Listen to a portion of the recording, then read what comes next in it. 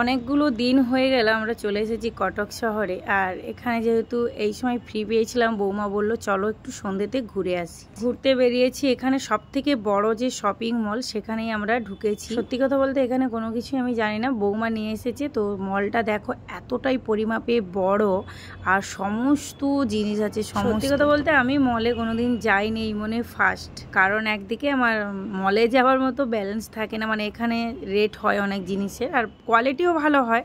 তো আমরা মল থেকে কোনোদিন কালেক্ট করিনি, আমি তো সবসময় হাটে যাই। তো আমি আমার দোকান থেকে যেটা প্রয়োজন সেটা হলো, আমিও যেহেতু মলে এসেছি, আমার সাবস্ক্রাইবাররা দেখবে না, আমার ফ্রেন্ডরা দেখবে না, তা কি করে হয়? সমস্ত জায়গায় যে টুপিগুলো দেখতে পাচ্ছ 129 টাকা, এই টুপিগুলো আমরা সেল করি 100 টাকা। এবার কোয়ালিটি ডিফারেন্সও থাকতে পারে।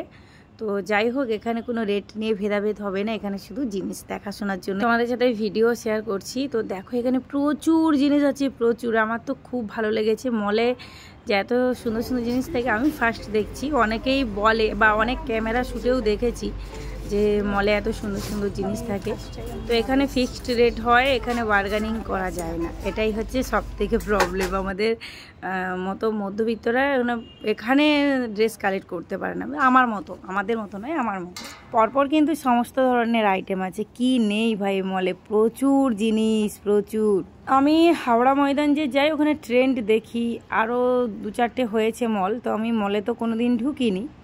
তোমরা হয়তো ভাববে দিবাই কি কি কালেক্ট করলে, আমি কিছুই কালেক্ট করিনি, আমি মলটা জাস্ট দেখতে ঢুকেছিলাম। আমার কি নেই, আমার তো দোকানে সব আছে। তারপর আমরা এখানে যেই উদ্দেশ্যে এসেছি সেটাই আমাকে মাথায় রাখতে হবে। আমি তো এখানে ঘোরাঘুরি করতে আসিনি, জাস্ট সময় পাস হচ্ছে না, টাইম পাস হচ্ছে না, সেই কারণে এসেছি। দেখাও হলো আর একটু ঘোরাঘুরিও। কি বলতো, সারাদিন হসপিটালের মধ্যে ছিলাম তো একটু মেমোরি আলাদা হয়ে গেছিলো, তো সেই কারণে একটু ক্লিয়ার করতে এসেছি।